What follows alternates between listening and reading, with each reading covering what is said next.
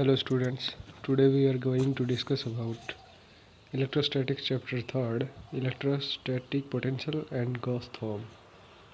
In this chapter we will discuss about some important topics. These are listed below.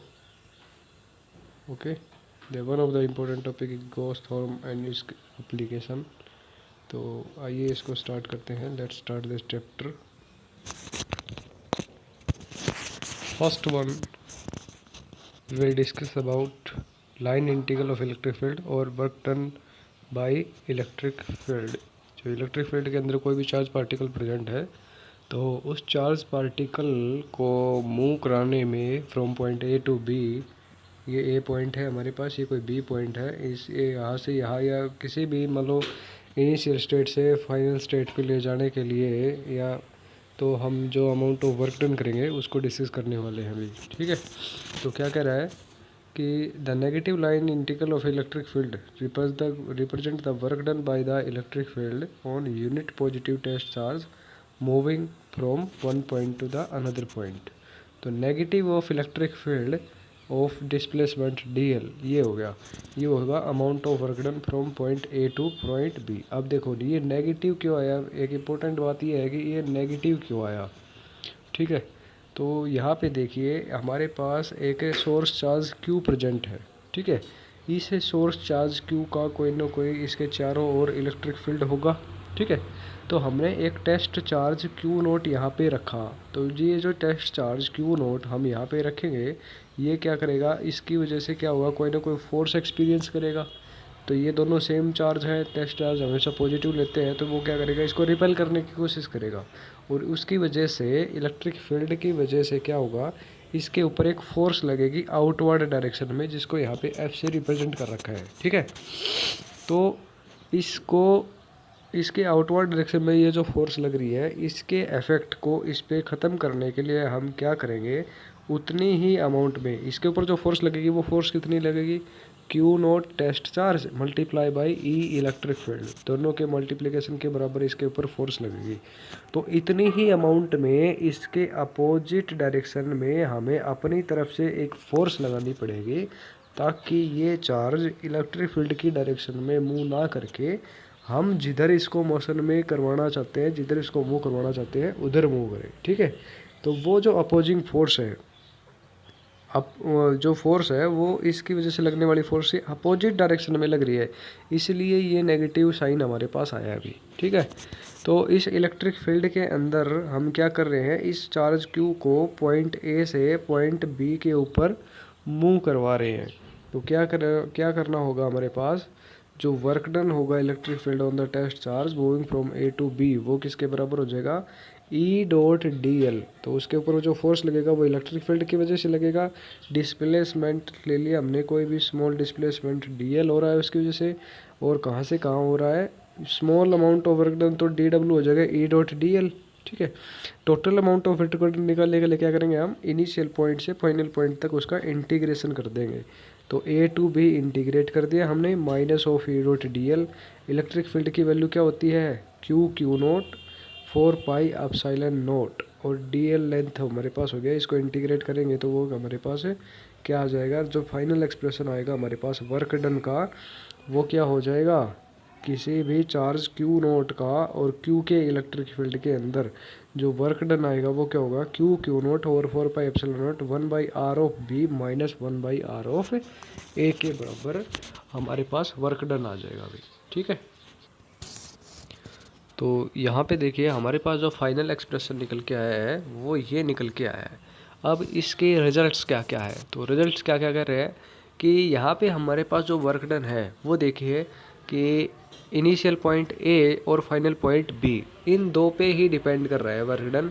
हमें नहीं पता कि ये जो वर्क डन किया है, या जो ये हमारे पास चार्ज पार्टिकल, इस एक्सप्रेशन को देख के हम ये नहीं बता सकते हैं कि वो जो चार्ज जो ए पॉइंट से बी पॉइंट पर गया है वो उसने किस टाइप के पाथ को फॉलो किया है, यानी कि स्ट्रेट लाइन पाथ था या कर्व्ड पाथ था, वो हम यहाँ से इस एक्सप्रेशन को देख के डिफाइन नहीं कर सकते. तो यहाँ से हमें ये पता चलता है कि वो जो वर्क है वो सिर्फ इनिशियल और फाइनल पॉइंट के ऊपर डिपेंड करता है. ठीक है, तो ये कह रहा है कि line integral of electric field is a path independent. तो इससे क्या रिजल्ट निकला कि जो लाइन इंटीग्रल है इलेक्ट्रिक फील्ड का वो पाथ के ऊपर डिपेंड नहीं करता, वो सिर्फ फाइनल और इनिशियल पोजीशन पे डिपेंड करता है। तो कोई भी ऐसी क्वांटिटी जो सिर्फ इनिशियल और फाइनल पोजीशन पे डिपेंड करे उसको बोलते हैं कंजर्व क्वांटिटी। यानी कि यहाँ पे जो इलेक्ट्रिक फील्ड का लाइन इंटीग्रल है वो सिर्फ इनिशियल और फाइनल पोजीशन पे डिपेंड कर रहा है, तो इलेक्ट्रिक फील्ड जो होगा वो कैसा होगा, कंजर्व फील्ड होगा भाई, कंजर्व्ड रहेगा भाई यहाँ पे, ठीक है। दूसरी जो बात आती है हमारे पास वो क्या कह रहा है कि इनिशियल और फाइनल पोजीशन पे डिपेंड करता है।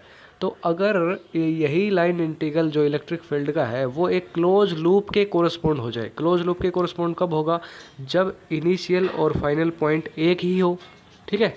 तो अगर इनिशियल और फाइनल पॉइंट वही है आर, यानी कि ए पॉइंट और बी पॉइंट सेम है, तो 1/r of A minus 1/r of B क्या हो जाएगा, जीरो हो जाएगा, क्योंकि उसी पॉइंट की बात कर रहे हैं हम। तो ओवर ए क्लोज लूप, अगर किसी क्लोज लूप के कोरस्पॉन्ड इलेक्ट्रिक फील्ड का लाइन इंटीग्रल हम निकालेंगे तो उसकी जो वैल्यू आएगी वो कितनी आ जाएगी हमारे पास, जीरो आएगी भाई, ठीक है। लेकिन इसमें ये किसके केस में बात कर रहे हैं हम, इलेक्ट्रोस्टैटिक्स की बात कर रहे हैं। इलेक्ट्रोस्टैटिक्स मतलब charge in the state of rest. यहाँ पे अभी हमारे पास charge in the state of rest है और उसकी वजह से कोई इलेक्ट्रिक फील्ड है।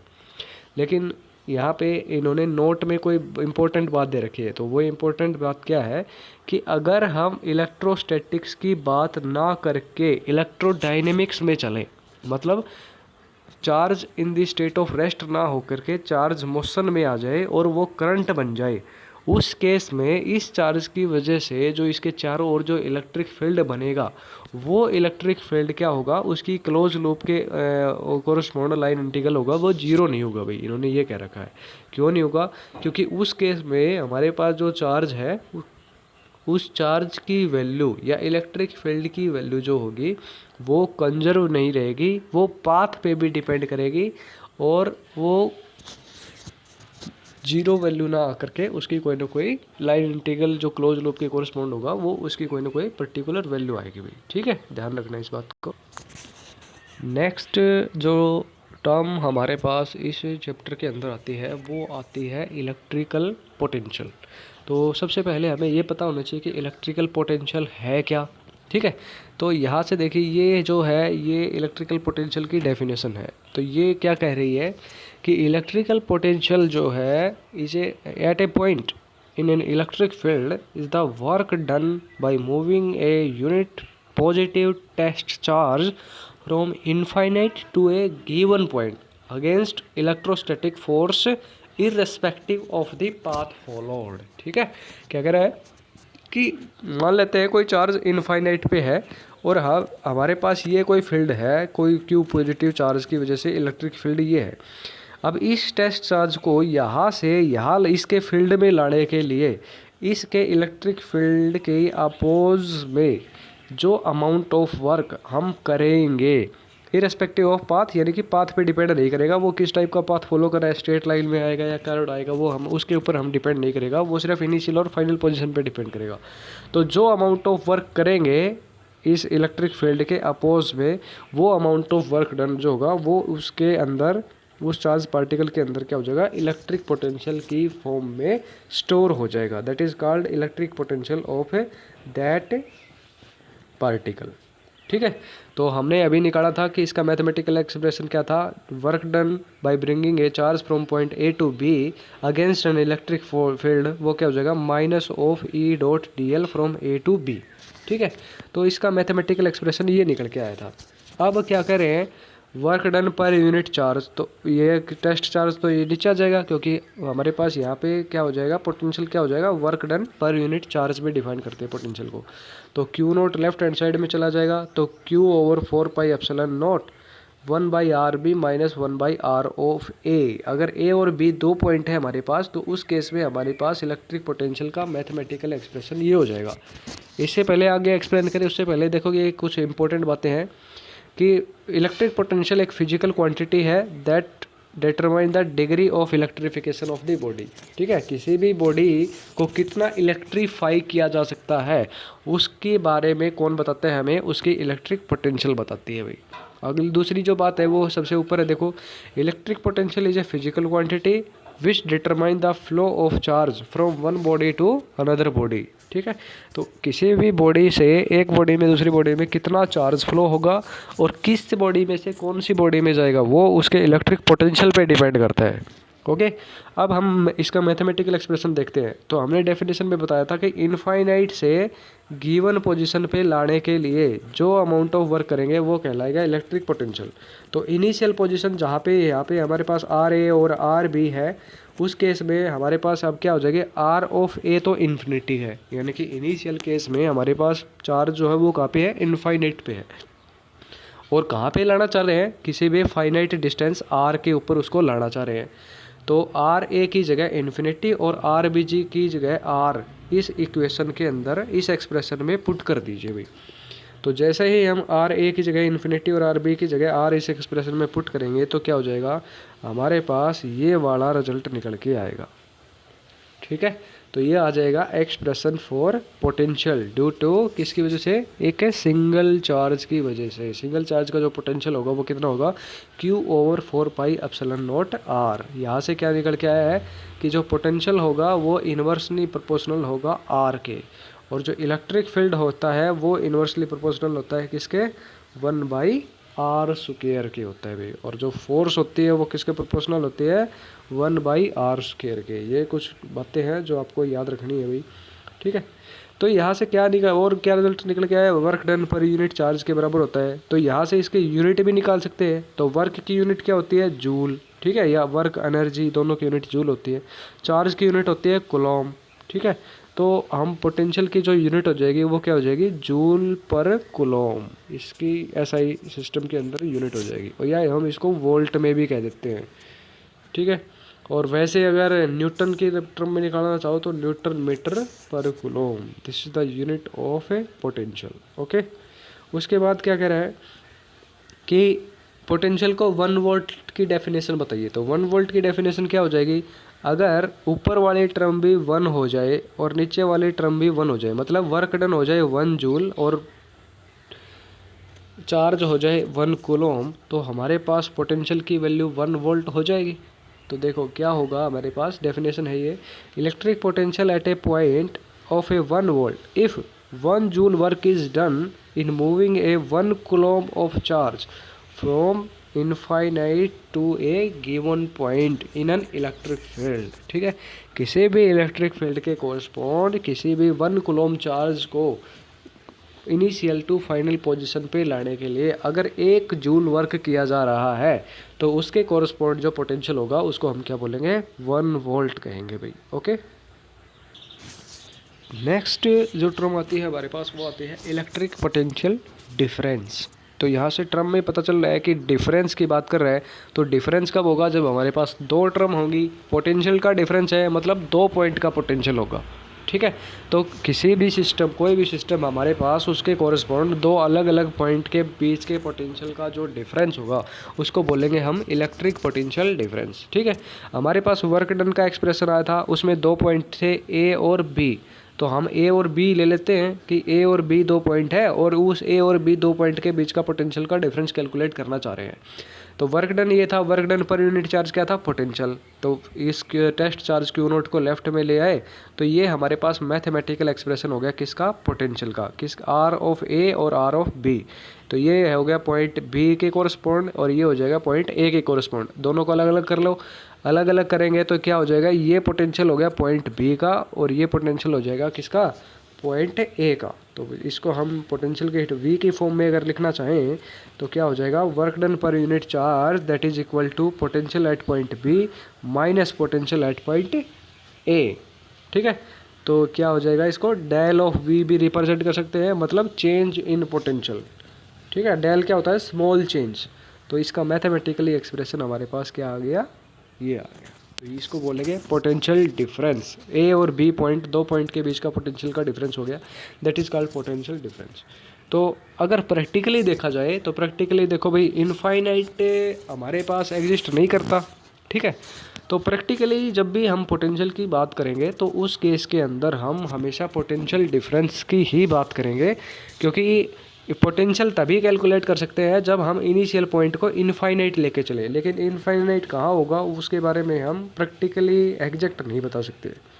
ठीक है, तो हम हमेशा पोटेंशियल डिफरेंस की ही बात करेंगे प्रैक्टिकली जब भी बात करेंगे। तो electric potential and potential difference आईजे क्या है, स्केलर क्वांटिटी है भाई। तो इलेक्ट्रिक फील्ड हमारे पास पहले वेक्टर क्वांटिटी था, फोर्स जो था वो भी एक वेक्टर क्वांटिटी था क्योंकि उसकी एक डायरेक्शन थी। यहाँ पर जो इलेक्ट्रिक पोटेंशियल जो होगा वो क्या है, हमारे पास एक स्केलर क्वांटिटी है, ध्यान रखना। इलेक्ट्रिक पोटेंशियल इनफाइनाइट के ऊपर जीरो होगी, इनफाइनाइट पॉइंट जो है ना कि वेरी फॉर अवे, उसको हम इलेक्ट्रिक पोटेंशियल कितनी होगी, जीरो होगी। कैसे होगी, क्योंकि इलेक्ट्रिक पोटेंशियल V जो है वो इन्वर्सली प्रोपोर्शनल है R के, और R की वैल्यू अगर इन्फिनिटी रख दे तो 1/इन्फिनिटी क्या होता है, जीरो। तो इनफाइनाइट पॉइंट के ऊपर हमारे पास जो पोटेंशियल की वैल्यू होगी वो क्या हो जाएगी, जीरो हो जाएगी। ठीक है, electric potential near an isolated positive charge is positive and near an isolated negative charge is negative. अगर Q की वैल्यू देखो, सिर्फ Q के ऊपर डिपेंड भी कर रहे हैं यहाँ पर, डायरेक्टली प्रोपोर्शनल है। अगर Q पॉजिटिव चार्ज है तो इलेक्ट्रिक पोटेंशियल पॉजिटिव रहेगा, और Q अगर नेगेटिव है तो हमारे पास इलेक्ट्रिक पोटेंशियल कैसा हो जाएगा, उसकी नेगेटिव वैल्यू ही आएगी भाई। ठीक है, CG सिस्टम के अंदर इसके यूनिट्स क्या है, तो CG सिस्टम के अंदर इसको हम स्टेट वोल्ट बोलते हैं भाई। ठीक है, तो 1 स्टेट वोल्ट जो होगा वो क्या होगा, CGS में वर्क की यूनिट क्या है, 1 अर्ग। ठीक है, वैसे क्या होती थी जूल, और CGS में क्या हो जाएगी, अर्ग हो जाएगी। सिमिलरली फोर्स की ऐसा यूनिट क्या है, न्यूटन, और CGS में क्या हो जाएगी, डाइन, DYNE। ठीक है, और ये क्या हो जाएगा, 1 अर्ग पर सुटेट कुलोम। तो इसकी जो चार्ज की यूनिट क्या होती है, कुलोम होती है, और CGS सिस्टम में बात करें तो वो कितनी होती है, स्टेट कुलोम होती है भाई। तो ये यूनिट भी याद रखनी ज़रूरी है, इनको याद रख लेना। ठीक है, तो इसके द्वारा हम इसको CGS में भी कन्वर्ट कर सकते हैं। तो CGS यूनिट क्या हो जाएगी, यहाँ से क्या हो जाएगी, अर्ग डिवाइडेड बाई स्टेट कुलोम। तो CGS सिस्टम के अंदर वोल्ट पोटेंशियल की यूनिट ये हो जाएगी। ओके, इलेक्ट्रिक पोटेंशियल हमने बाय डेफिनेशन मैथमेटिकली एक्सप्रेस करके निकाला था कि किसी भी सिंगल पॉइंट चार्ज की वजह से इलेक्ट्रिक पोटेंशियल क्या होगा। ठीक है, अब हम उसी को ड्राइव कर रहे हैं मैथमेटिकली एक्सप्रेस करके कि इलेक्ट्रिक पोटेंशियल जो होगा सिंगल पॉइंट चार्ज की वजह से कितना होगा। तो हमने मान लिया कि कोई सोर्स चार्ज Q0 यहाँ पे रखा हुआ है, और इससे किसी भी आर्बिट्रेरी डिस्टेंस x के ऊपर कोई भी हमारे पास टेस्ट चार्ज Q0 रखा हुआ है। ठीक है, तो इसकी वजह से इसके ऊपर कोई ना कोई फोर्स लगेगा Q0E। ठीक है, उस Q0E फोर्स, जो फोर्स है Q0E, उसको रिमूव करने के लिए, या उस फोर्स की वजह से जो भी डिस्प्लेसमेंट, इसको अपोजिट डायरेक्शन में इसको अपोज जो करेंगे हम, तो ये इसकी वजह से इधर ना जा कर के इसके इक्वल अमाउंट में हमें रिजल्टेंट फोर्स इसके अपोजिट डायरेक्शन में लगानी पड़ेगी भाई, टू प्रिवेंट द एक्सेलरेशन। ठीक है, एक्सेलरेशन ना हो उसको प्रिवेंट करने के लिए, रोकने के लिए, to prevent the acceleration equal and opposite force -QA has be apply to the test charge. ठीक है, तो वो जो फोर्स हम अपोजिट डायरेक्शन में अप्लाई करेंगे उसकी वजह से क्या करेगा, ये कुछ ना कुछ इसके ऊपर वर्क होगा। तो वो जो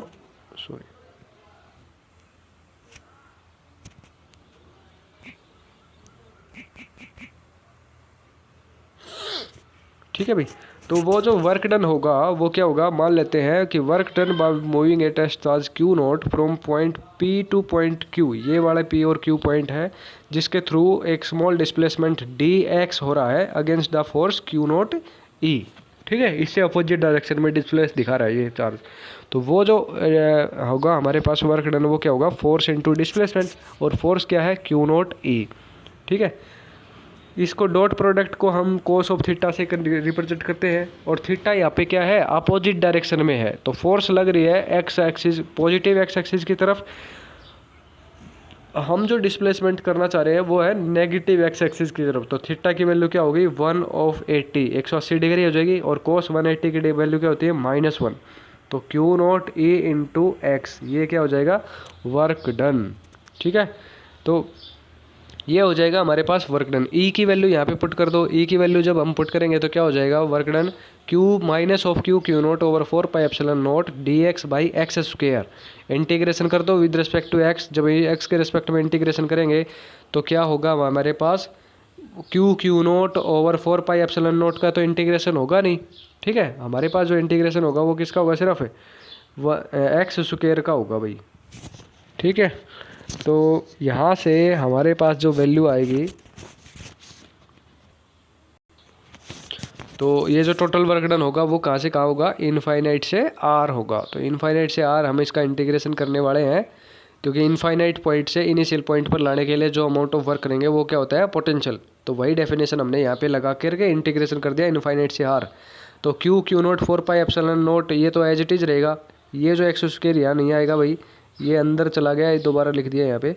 तो 1/x² का इंटीग्रेशन करेंगे, 1/x² का इंटीग्रेशन क्या होगा, -1/x। और r टू इन्फिनिटी जब लिमिट पुट करेंगे तो हमारे पास जो रिजल्टेंट आएगा वो क्या निकल के आएगा, ये वाला एक्सप्रेशन आएगा भाई। ठीक है, तो work done per unit test charge क्या होता है, potential, that is Q/4πε0 r। ये वही वैल्यू आ रही है जो हमने थ्योरेटिकली निकाला था, ये भी एक्सपेरिमेंटली जब इसको या मैथमेटिकली इसको जब हमने एक्सप्लेन किया, पूरा रिजल्ट निकाला, तो वही वैल्यू हमारे पास निकल के आ रही है। ठीक है, ठीक है भाई। नेक्स्ट जो आता है हमारे पास है वो है electric potential due to group of point charge. अभी हमने निकाला कि एक सिंगल चार्ज की वजह से किसी भी पॉइंट पे इलेक्ट्रिक पोटेंशियल क्या होगा। अब हमारे पास मान लिया हमने पास कि बहुत सारे चार्ज है, Q1 से लेके और Qn नंबर तक हमारे पास चार्ज है। ठीक है, तो उनकी वजह से इलेक्ट्रिक पोटेंशियल क्या होगा, n नंबर ऑफ जो चार्ज है उनकी वजह से इलेक्ट्रिक पोटेंशियल क्या होगा वो देखते हैं। तो देखिए भाई क्या होगा, ये Qn चार्ज है हमारे पास। ठीक है, तो फोर्स के केस में, इलेक्ट्रिक फील्ड के केस में हमने देखा था कि वो क्या करते हैं, सुपर पोजिशन प्रिंसिपल को फॉलो करते हैं। तो उसी तरह से ये भी सुपर पोजिशन प्रिंसिपल को फॉलो करेंगे। सुपर पोजिशन प्रिंसिपल क्या होता है कि जो रिजल्टेंट नंबर, अगर हमारे पास n नंबर ऑफ चार्ज है, उनकी वजह से जो रिजल्टेंट क्वांटिटी होगी वो क्या होगी, इंडिविजुअल क्वांटिटीज़ के डायरेक्ट सम के बराबर होगी। ठीक है, तो यहाँ पोटेंशियल में भी वही नियम लागू होगा। क्या होगा कि जो रिजल्टेंट पोटेंशियल होगा n नंबर ऑफ चार्जेस की वजह से, वो क्या होगा, इंडिविजुअल पोटेंशियल जो होगा उनके डायरेक्ट सम के बराबर होगा। ठीक है, तो v की वैल्यू हमें पता है क्या होगा, 1/4πε0 Q/r। ठीक है, अगर Q1 चार्ज की बात करेंगे तो R1 डिस्टेंस, अगर Q2 चार्ज की बात करेंगे तो R2 डिस्टेंस, Q3 चार्ज की बात करेंगे तो R3 डिस्टेंस। तो यहाँ पे हमने क्या देखा कि 1/4πε0 तो फिक्स है, उसकी वैल्यू चेंज नहीं हो रही। किसकी वैल्यू चेंज हो रही है, सिर्फ Q और R। Q1 है तो R1, Q2 है तो R2। मतलब जैसे जैसे Q को हम वेरी करेंगे वैसे वैसे ही R ही उसके अकॉर्डिंग वेरी हो रहा है। तो इसका हमने एक जनरल एक्सप्रेशन बना दिया कि V जो होगा वो क्या होगा, 1/4πε0। अब सभी का सम है तो समीशन कहाँ से कहाँ तक, I = 1 to n और Q of I divided by R of I। जब 1 लेंगे तो Q1/R1, 2 लेंगे तो Q2/R2, प्लस 3 लेंगे तो Q3/R3 प्लस Q4/R4। तो ये क्या हो जाएगा, सभी के डायरेक्ट सम के बराबर हो जाएगा भाई। ठीक है, तो ये हमारे पास एक जनरल एक्सप्रेशन आ गया कि जो पोटेंशियल होगा n नंबर ऑफ चार्जेस की वजह से, उसका जो जनरल एक्सप्रेशन होगा वो ये हो जाएगा। ठीक है, अगर r जो नीचे क्वांटिटी है उसको हम r वेक्टर में कन्वर्ट करना चाहिए तो r वेक्टर जो डिस्प्लेसमेंट वेक्टर होगा वो क्या होगा, इनिशियल टू फाइनल पोजीशन के डिफरेंस होगा। ठीक है, तो जो Q0 चार्ज है सेंटर में, उसकी तो पोजीशन फिक्स है, उसको हमने मान लिया R, और जो n नंबर ऑफ चार्जेज होगा वो क्या हो जाएगा, R1 R2 R3। तो वो हो जाएगा R0 R ऑफ I। ठीक है, तो ये वेक्टर की टर्म में, अगर वेक्टर की टर्म में आप रिप्रेजेंट करना चाहो तो ये आप मैथमेटिकल एक्सप्रेशन इसका लिख सकते हो। अब इस जो एक्सप्रेशन है इससे क्या क्या रिजल्ट्स आते हैं वो देखो। Electric potential at a point due to charge is not affected by presence of other charge. ठीक है, यानी कि जिस चार्ज का हम इलेक्ट्रिक पोटेंशियल निकाल रहे हैं, इलेक्ट्रिक पोटेंशियल सिर्फ उसी चार्ज पे डिपेंड करेगा जो दूसरे चार्ज वहाँ पे प्रेजेंट है। उन दूसरों चार्ज, जो भी दूसरे चार्ज है उनका उसके ऊपर कोई इफेक्ट नहीं पड़ेगा भाई। ठीक है, और नेक्स्ट जो बात आती है वो क्या होती है, जो हम पहले भी बता चुके हैं क्या, कि पोटेंशियल जो होगा वो R का इन्वर्सली प्रोपोर्शनल होगा। ऑन द अदर हैंड जो फोर्स है या इलेक्ट्रिक फील्ड है वो क्या होते हैं, पर इन्वर्सली प्रोपोर्शनल होते हैं R² के। ठीक है, potential is a scalar quantity है, whereas force is a vector quantity, electric field also a vector quantity. ठीक है, although V is called the potential at a point, ये भी हमने डिस्कस किया था, थोड़ी देर पहले बताया था हमने कि वी जो पोटेंशियल होता है वो हम एक पॉइंट के कोरस्पॉन्ड बात कर रहे हैं, लेकिन एक्चुअल में वो एक पॉइंट ना हो करके actual it is equal to the potential difference. ये हमेशा पोटेंशियल जब भी कैलकुलेट करेंगे वो हमेशा पोटेंशियल डिफरेंस ही होता है, वो कभी भी पोटेंशियल नहीं होगा। ये इसको पोटेंशियल क्यों बोल दिया, क्योंकि पोटेंशियल डिफरेंस है किस किस के बीच में, पॉइंट आर, और दूसरा जो पॉइंट है हमारे पास वो क्या है, इनफाइनाइट है भाई। ओके, नेक्स्ट जो टर्म है हमारे पास वो आती है electric potential due to an electric dipole. तो हमने क्या किया, एक इलेक्ट्रिक डाइपोल ले लिया, माइनस क्यू चार्ज ये है, प्लस क्यू चार्ज ये है, लेंथ ऑफ जो हमारे पास डाइपोल है, sorry, length of the dipole है वो हमारे पास क्या है, 2L है। तो ये सेंटर हो गया इसका, इधर L लेंथ होगी और इधर L लेंथ होगी, ठीक है। इसके सेंटर से x डिस्टेंस पे कोई भी एक टेस्ट चार्ज 1 कूलम का हमने रख दिया।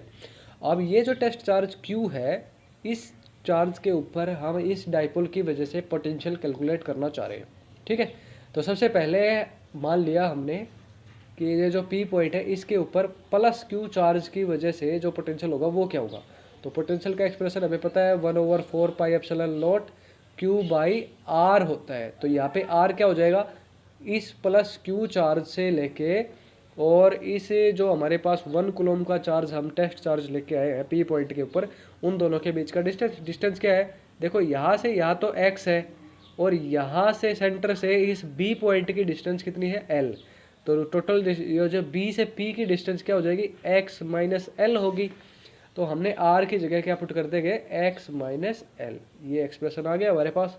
सिमिलरली A पॉइंट की वजह से इसके ऊपर जो पोटेंशियल होगा वो कितना हो जाएगा, A पॉइंट की वजह से पोटेंशियल वो डिस्टेंस क्या हो जाएगी, x प्लस L हो जाएगी, और चार्ज कितना है, माइनस ऑफ Q। तो माइनस Q चार्ज की वजह से इस पॉइंट के ऊपर जो पोटेंशियल आएगा वो उसकी वैल्यू क्या हो जाएगी, ये, ठीक है। तो A पॉइंट की वजह से पोटेंशियल हो गया ये, और B पॉइंट की वजह से पोटेंशियल हो गया पहले वाला ये, ठीक है।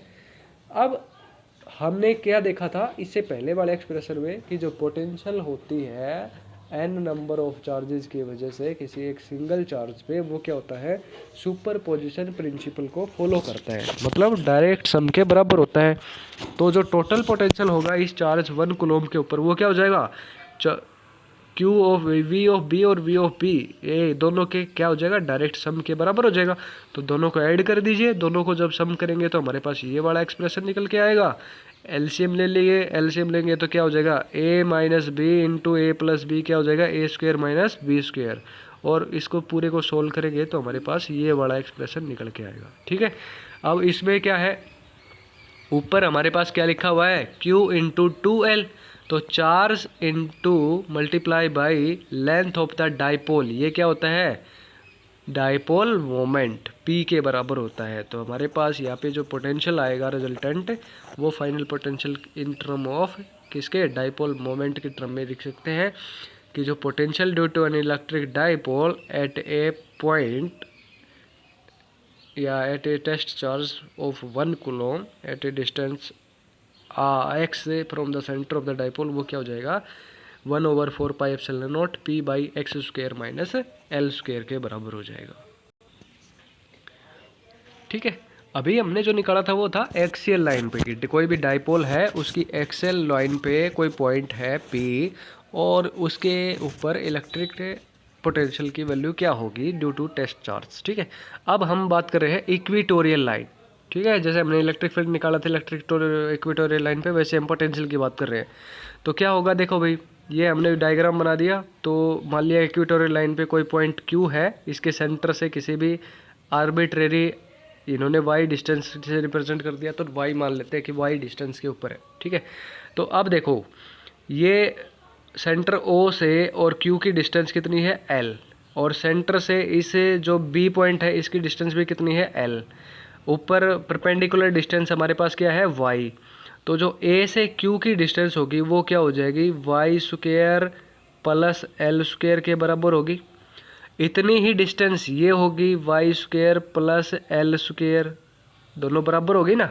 तो अब इसका इम्पोर्टेंट है बाद में इसका इम्पोर्टेंस है हमारे पास। तो ये देखना भाई क्या होगा हमारे पास। हमने क्या किया, हम पहले कैलकुलेट करते हैं कि जो प्लस क्यू चार्ज है हमारे पास, उस प्लस क्यू चार्ज की वजह से इस की पॉइंट के ऊपर पोटेंशियल क्या होगा। तो वो क्या होगा, 1/4 pi epsilon not Q divided by distance from this. तो डिस्टेंस क्या है, बी से क्यू, ये वाली डिस्टेंस आ गई हमारे पास। तो ये आ गया potential due to charge plus Q. तो अब माइनस क्यू की वजह से पोटेंशियल क्या होगा वो देखते हैं। तो माइनस क्यू की वजह से जो पोटेंशियल होगा वो क्या हो जाएगा हमारे पास, minus of Q over distance A Q 1/4 pi epsilon naught. ठीक है। रिजल्टेंट पोटेंशियल क्या होगा, जितनी भी पोटेंशियल्स हैं उनका डायरेक्ट सम। तो हमने क्या किया, इन दोनों का सम कर दिया भाई। ठीक है। सम करने के बाद दोनों की वैल्यूज पुट कर दो। दोनों की वैल्यू जब हम पुट करेंगे तो यहाँ पे क्या आएगा, वी नॉट, ये देखो expression, V not is equal to Q/4 pi epsilon not 1/BQ। हमने Q बाहर ले लिया, यहाँ से भी Q बाहर ले लेंगे तो -1/A ऑफ Q। ठीक है। तो अभी थोड़ी देर पहले हमने देखा था कि जो डिस्टेंस A से Q है वो और B से Q है वो क्या है, दोनों बराबर है। ठीक है। AQ और BQ बराबर है, तो ये वाली क्वांटिटी जो हो जाएगी वो क्या हो जाएगी, 0 हो जाएगी भाई। और 0 मल्टीप्लाई समथिंग क्या हो जाएगा, 0। ठीक है। तो क्या कह रहा है कि जो नेट इलेक्ट्रोस्टैटिक पोटेंशियल है at a point in an electric field due to an electric dipole and an equatorial line, वो हमेशा कितना हो जाएगा, 0 होगा भाई। इक्वेटोरियल लाइन पे पोटेंशियल की वैल्यू 0 होगी और एक्सियल लाइन पे पोटेंशियल की कोई ना कोई वैल्यू आएगी भाई, ध्यान रखना। ठीक है। नेक्स्ट जो टर्म है हमारे पास वो है इक्विपोटेंशियल सरफेस। तो नाम से ही पता चल रहा है भी, एक ऐसा सरफेस जिस पे हर एक पॉइंट पे पोटेंशियल क्या हो, सेम हो, इक्वल हो, उसको बोलेंगे equipotential surface. A surface at every point of which the potential due to charge distribution is same is called equipotential surface. ठीक है। अगर इलेक्ट्रिक फील्ड इक्वल है, यूनिफॉर्म इलेक्ट्रिक फील्ड है, तो हमारे पास जो प्लेट है जिनकी पोटेंशियल V1 V2 V3 है, तो वो इस टाइप से हमारे पास इलेक्ट्रिक फील्ड लाइन से स्ट्रेट लाइन को फॉलो करेंगे। तो प्लेन इक्विपोटेंशियल सरफेस ये हो जाएगा जिसमें पोटेंशियल इक्वल है। तो सफेरिकल इक्विपोटेंशियल सरफेस की बात करें तो वो क्या हो जाएगा, उसका ये जो चार्ज है हमारे पास सेंटर के ऊपर, उस पर हर एक साइड के अंदर जो डिस्ट्रीब्यूशन होगा इलेक्ट्रिक फील्ड का वो क्या होगा, इक्वली डिस्ट्रीब्यूट होगा भाई। ठीक है। तो वो क्या हो जाएगा, इक्विपोटेंशियल सरफेस का ये एक रिप्रेजेंटेशन हो गया हमारे पास। इसकी कुछ इक्विपोटेंशियल सरफेस की कुछ प्रॉपर्टीज़ है। तो जो पहली प्रॉपर्टी आती है वो क्या आती है हमारे पास, देखिए पहली जो प्रॉपर्टी कह रही है कि किसी भी टेस्ट चार्ज को अगर इक्विपोटेंशियल सरफेस में हम मूव करा रहे हैं एक पॉइंट से दूसरे पॉइंट पे, तो उसका वर्क डन 0 होगा। ठीक है। तो ये हमने एक्सप्रेशन निकाला था कि work done per unit charge वो क्या होता है, पोटेंशियल डिफरेंस होता है, V of B minus V of A। तो इक्विपोटेंशियल सरफेस है हमारे पास, तो हर एक पॉइंट का पोटेंशियल सेम होगा, A पॉइंट का और B पॉइंट का पोटेंशियल सेम होगा, यानी कि V ऑफ B और V ऑफ A इक्वल होंगे। तो V of B V of A equal है, तो V of A minus V of B कितना हो जाएगा, 0 हो जाएगा।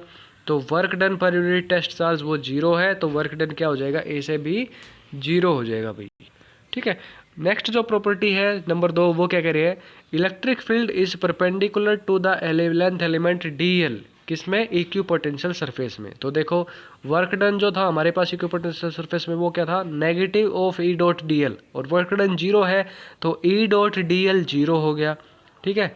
E dot DL cos of theta 0 हो गया, और कोस थीटा की देखो इलेक्ट्रिक फील्ड की वैल्यू भी 0 नहीं होगी, लेंथ एलिमेंट DL भी 0 नहीं होगा, रिजल्टेंट क्वांटिटी की वैल्यू 0 आ रही है, मतलब कहीं ना कहीं हमारे पास जो कोसाइन ऑफ थीटा है उस क्वांटिटी की वैल्यू 0 है। तो कोसाइन ऑफ थीटा 0 कब होगा, जिस पॉइंट पे थीटा की वैल्यू कितनी हो, 90 डिग्री। मतलब इलेक्ट्रिक फील्ड और जो लेंथ एलिमेंट DL है वो क्या होंगे, एक दूसरे के नेक्स्ट जो प्रॉपर्टी आती है हमारे पास वो क्या है कि इक्विपोटेंशियल सरफेस है वो बताएगा, क्या बताएगा, वो इंडिकेट करेगा हमें किसके लिए, रीजन ऑफ स्ट्रॉन्ग और वीक इलेक्ट्रिक फील्ड, कि किस रीजन में इलेक्ट्रिक फील्ड स्ट्रॉन्ग है और किस रीजन में इलेक्ट्रिक फील्ड वीक है। तो हमें पता है कि जो इलेक्ट्रिक फील्ड की डेफिनेशन है उसके अकॉर्डिंग हम डिफाइन कर सकते हैं कि जो इलेक्ट्रिक फील्ड है वो नेगेटिव ग्रेडियंट ऑफ पोटेंशियल होता है। ठीक है, नेगेटिव ऑफ पोटेंशियल ग्रेडियंट के बराबर होता है। तो हम क्या करें, अगर ई और आर को इंटरचेंज कर दे तो यहाँ से हमारे पास ये वाला रिजल्ट आ जाएगा। ठीक है, तो इस वाले रिजल्ट से क्या आ रहा है कि जो इलेक्ट्रिक फील्ड और डिस्टेंस डी आर है वो क्या है, एक दूसरे के इन्वर्सली प्रोपोर्शनल है। तो इन्वर्सली प्रोपोर्शनल है तो क्या कह रहा है, क्या इससे क्या रिजल्ट निकल के आया कि इन्वर्सली प्रोपोर्शनल है तो वो क्या करेगा कि जैसे जैसे हम रेडियस, जिस पॉइंट पे इलेक्ट्रिक फील्ड की वैल्यू ज़्यादा होगी वहाँ आर कम होगा, मतलब E is strong then D R will be small. अगर हम कोई भी टेस्ट चार्ज यहाँ पे है और इससे आर स्मॉल डिस्टेंस इसके नज़दीक में है तो वहाँ पे इलेक्ट्रिक फील्ड कैसा होगा, स्ट्रॉन्ग होगा। जैसे जैसे आर को बढ़ाएंगे, हम दूर जाते जाएंगे, वैसे वैसे इलेक्ट्रिक फील्ड की वैल्यू क्या हो जाएगी, कम होती जाएगी। ठीक है, तो इलेक्ट्रिक फील्ड की स्ट्रेंथ के बारे में भी हमें यहाँ से पता चलता है। नेक्स्ट जो प्रॉपर्टी है वो कह रहा है कि two equipotential surface can not intersect. यही तो था इलेक्ट्रिक लाइन ऑफ फोर्सेस की केस में भी था, हमने बताया था कि दो इलेक्ट्रिक लाइन जो फील्ड लाइंस हैं वो इंटरसेक्ट नहीं करेंगी। तो वैसे ही इलेक्ट्रिक पोटेंशियल है वो भी इंटरसेक्ट नहीं करेंगी। क्यों नहीं करेंगी, क्योंकि जो हमारे पास इंटरसेक्शन पॉइंट होगा, जो इलेक्ट्रिक पोटेंशियल जो इक्विपोटेंशियल सरफेस है, मान लो एक ये है और एक ये है, तो जिस पॉइंट पे वो इंटरसेक्ट कर रहे हैं उस पॉइंट पे देखो ये इक्विपोटेंशियल सरफेस है, इसकी कोई ना कोई अपनी पोटेंशियल है। मान लो V is equal to 1 volt है, V is equal to 2 volt है। तो इस पॉइंट के ऊपर, इस पॉइंट के कोरस्पॉन्ड दो पोटेंशियल आ गई। तो किसी भी एक पॉइंट के कोरस्पॉन्ड कभी भी पोटेंशियल की दो वैल्यू पॉसिबल नहीं है। ठीक है, तो दो वैल्यू पॉसिबल नहीं है तो कभी भी दो इलेक्ट्रिक पोटेंशियल सरफेस जो होंगे वो कभी भी इंटरसेक्ट नहीं करेंगे भी। और यहाँ पे कुछ इम्पोर्टेंट बातें हैं जो आपको याद रखनी है। वो क्या है कि इलेक्ट्रिक पोटेंशियल एक स्केलर क्वांटिटी है, वेयर एज पोटेंशियल ग्रेडियंट जो है, पोटेंशियल ग्रेडियंट dV/dr वो क्या है, एक वेक्टर क्वांटिटी है, क्योंकि वो इलेक्ट्रिक फील्ड के बराबर है भाई। पोटेंशियल ग्रेडियंट जो है वो एक वेक्टर क्वांटिटी है। ठीक है, दूसरी जो बात है वो क्या कह रहा है, the negative sign of potential gradient. ये जो पोटेंशियल ग्रेडियंट के साथ में नेगेटिव साइन लगा हुआ है, ये क्या बता रहा है कि ये बता रहा है कि the rate of change of potential with this distance is always against the electric field intensity. जो पोटेंशियल का जो चेंज होगा विद रिस्पेक्ट टू डिस्टेंस वो इलेक्ट्रिक फील्ड के अपोजिट डायरेक्शन में होगा भाई। तो ये नेगेटिव साइंस इसको इंडिकेट कर रहा है, ध्यान रखना। नेक्स्ट जो टर्म है हमारे पास वो है electrostatic potential energy. Electrostatic potential energy क्या होती है कि किसी भी टेस्ट चार्ज को या किसी भी चार्ज को इनफाइनाइट से गिवन रीजन में against the electric force, given region में लाने के लिए अगेंस्ट द इलेक्ट्रोस्टैटिक फोर्स जो भी हमें वर्क किया जाता है, वर्क करना पड़ता है, वो वर्क डन उसमें इलेक्ट्रोस्टैटिक पोटेंशियल एनर्जी के टर्म में स्टोर होता है भाई। ठीक है, तो जो वर्क होगा वो क्या होगा, चार्ज इनटू पोटेंशियल के बराबर होगा भाई। तो ये जो होगा वो किस में होगा, उसके इलेक्ट्रिक पोटेंशियल एनर्जी के रूप में स्टोर हो जाएगा। अगर हमारे पास टू चार्ज सिस्टम है, Q की जगह Q1 और V में हमारे पास कोई ना कोई चार्ज होगा ही होगा, तो हम इसका जो मैथमेटिकल एक्सप्रेशन होगा इलेक्ट्रिक पोटेंशियल एनर्जी का वो ये होगा, या वेक्टर फॉर्म में अगर रिप्रेजेंट करना चाहें तो इस टाइप से हम इसको लिख सकते हैं भाई। ये हो जाएगा इलेक्ट्रोस्टैटिक पोटेंशियल एनर्जी। ठीक है, 1/4πε0 Q1 Q2 by R2 minus R1। R2 R1 क्या है, distance between this point A and B in vector form, और स्केलर फॉर्म में लिखोगे तो R12 भी इसको रिप्रेजेंट कर सकते हो। ये आता है electrostatic potential energy for a system of charge कह सकते हैं। ये जैसे उन्होंने 3 बोल रखा है तो 3 की जगह अब इसके इसी से हमारे पास n चार्जेज जो सिस्टम है उसको भी हम एक्सप्लेन करेंगे। तो देखो भाई क्या होगा, मान लेते हैं एक 3 डायमेंशन स्पेस है, ये वाला एक स्पेस है हमारे पास। ठीक है, ये x कोऑर्डिनेट हो गया, ये y हो गया और ये z हो गया। तो इनफाइनाइट से जो चार्ज हम यहाँ पे लेके आते हैं वो उसके अगेंस्ट जो वर्क करते हैं वो हमारे पास इलेक्ट्रोस्टैटिक पोटेंशियल एनर्जी के रूप में स्टोर होता है।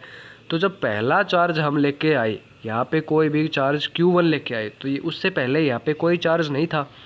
तो इस Q1 चार्ज को लाने के लिए जो वर्क किया गया वो कितना था, 0, क्योंकि इससे पहले यहाँ पे कोई इलेक्ट्रिक फील्ड ही नहीं था, तो अगेंस्ट में फोर्स किसके लगाएंगे, समझ रहे हो ना। तो पहला जो चार्ज लेके आए थे तब तक हमारे पास कोई वर्क नहीं किया, तो Q1 तो यहाँ पे आ गया, समझ रहे हो। अब दूसरा चार्ज लेके आ रहे हैं, तो दूसरा चार्ज Q2 इनफाइनाइट से जब हम लेके आएंगे किसी भी फाइनाइट इसके इलेक्ट्रिक फील्ड के रीजन में, तो वो Q2 क्या होगा, ये जब हम Q2 चार्ज को यहाँ पे लेके आएंगे तो ये Q1 क्या करेगा, इस Q2 के ऊपर कोई ना कोई फोर्स लगाएगा, ठीक है। तो वो फोर्स क्या हो जाएगी, ये पहले वाली टर्म हो जाएगी, ठीक है। तो वो जो इसके इसके इलेक्ट्रिक फील्ड के अगेंस्ट में इसको कोई ना कोई वर्क करना पड़ेगा, और वो वर्क इसमें एक इलेक्ट्रिक पोटेंशियल के रूप में स्टोर हो जाएगा, और वो जो पोटेंशियल एनर्जी होगी वो कितनी होगी, ये पहले वाली टर्म होगी। चलो इसको रफ करके दिखाता हूँ मैं।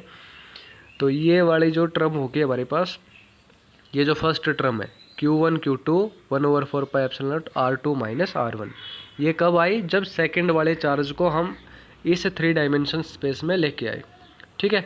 अब हमारे पास बात कर लेते हैं, देखो अब यहाँ पे 2 चार्ज है, एक Q1 ऑलरेडी प्रेजेंट है, एक Q2 प्रेजेंट है।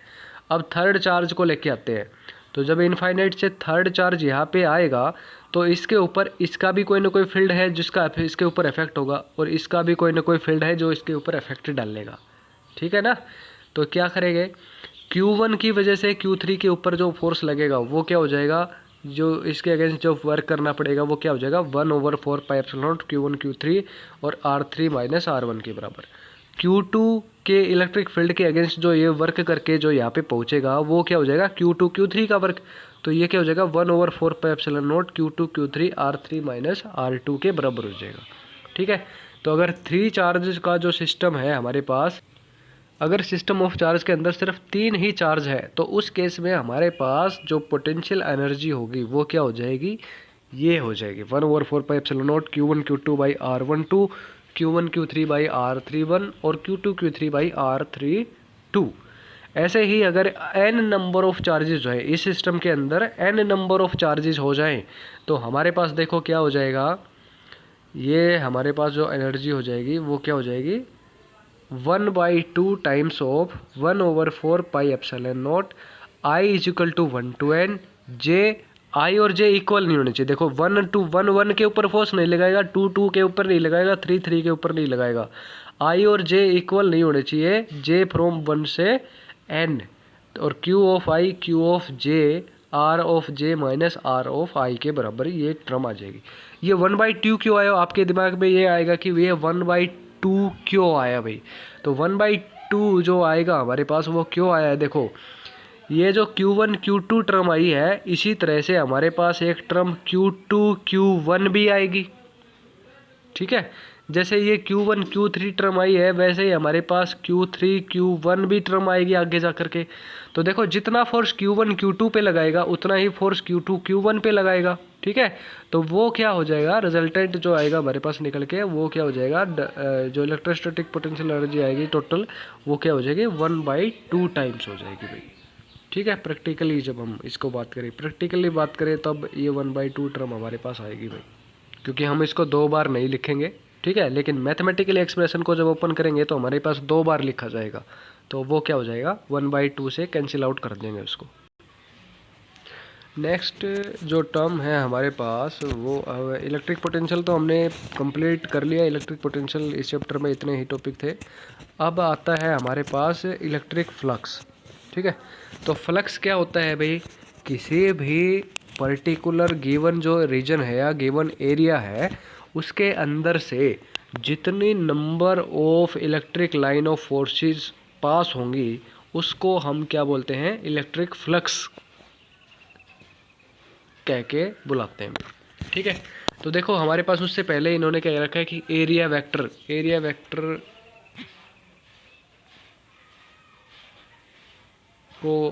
वेक्टर को डिफाइन कर रखा है। तो एरिया वेक्टर क्या होगा, फ्लक्स में इसका यूज होगा। तो फ्लक्स में क्या होगा कि जो भी surface area of a surface can be represented by A vector ds vector. मान लिया हमने कोई प्लेन ले लिया, ठीक है, और उस प्लेन का कोई छोटा सा टुकड़ा ले रखा है इन्होंने ds स्मॉल एलिमेंट।